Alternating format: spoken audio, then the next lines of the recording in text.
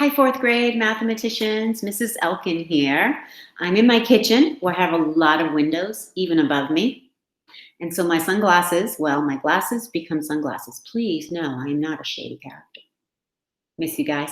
Anyway, back to business. Miss Elkin is here to show you about Zearn and how to use the Zearn website.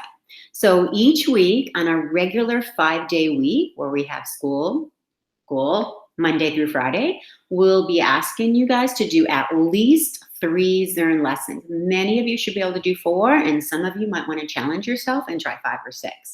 So you do your Zearn lessons, and then by the end of the week, you go on Go Formative and you take the exit tickets for the lessons you completed in Zearn. We're actually going to watch Miss Taffer. Miss Taffer and the 5th grade teachers are all doing math very much the same way we are in 4th grade. They're using Zearn and Go Formative. So we're lucky we get to listen to Miss Taffer and see how to use Zearn. Pay close attention. It will be important when you're on Zearn to really follow the directions and do everything in order. Your teachers will be able to see every day all your results, how you did, what you completed, how much time you spent. So let's listen to Miss Taffer. Hello, Ms. Taffer. Here we go. Hi, students. I'm going to show you how to log into Zearn to do your math. Once you get to zearn.org, you're going to see this box here on the right side that gives you the option to sign in. You're going to enter your username and your password. So that depends on what your teacher created for you. In my case, my username is going to be Denise Tapfer, and my password is JB00. And you'll click sign in. That's going to take you to whatever activities you have to do.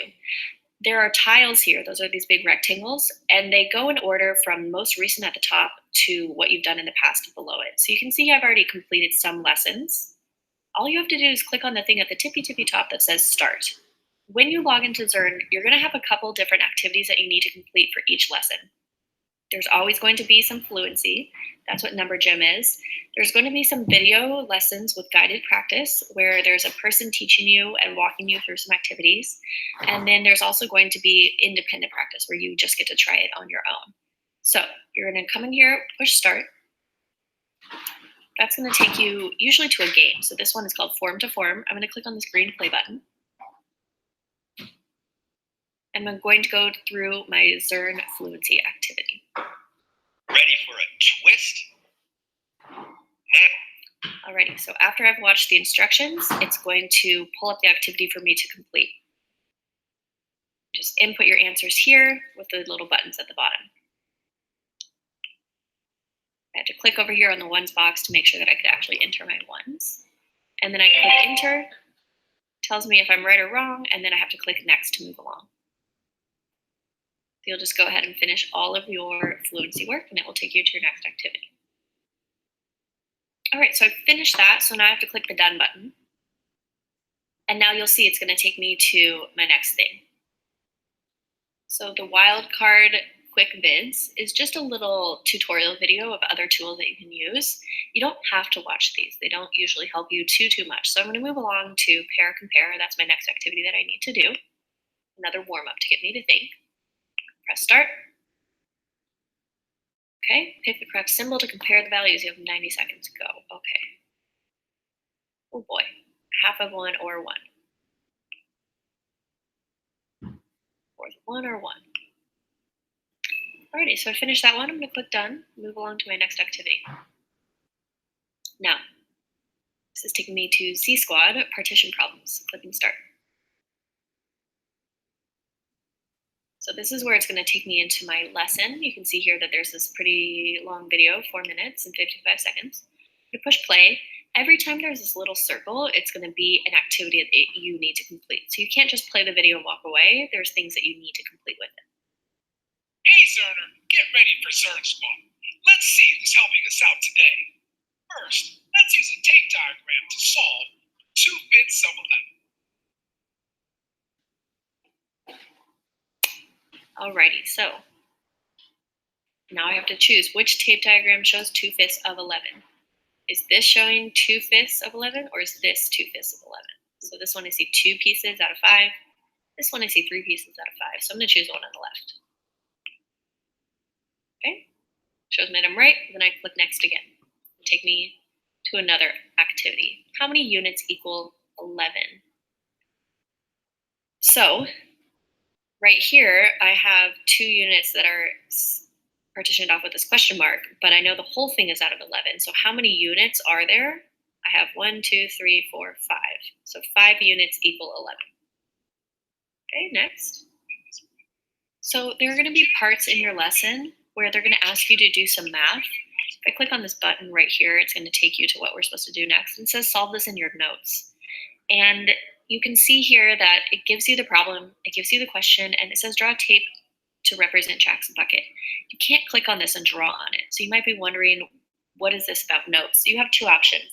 One, you can go up here to where it says notes in the top right corner. This is always available. It gives you a little PDF that you can print out and actually solve on. You don't have to print this out if you don't have a printer.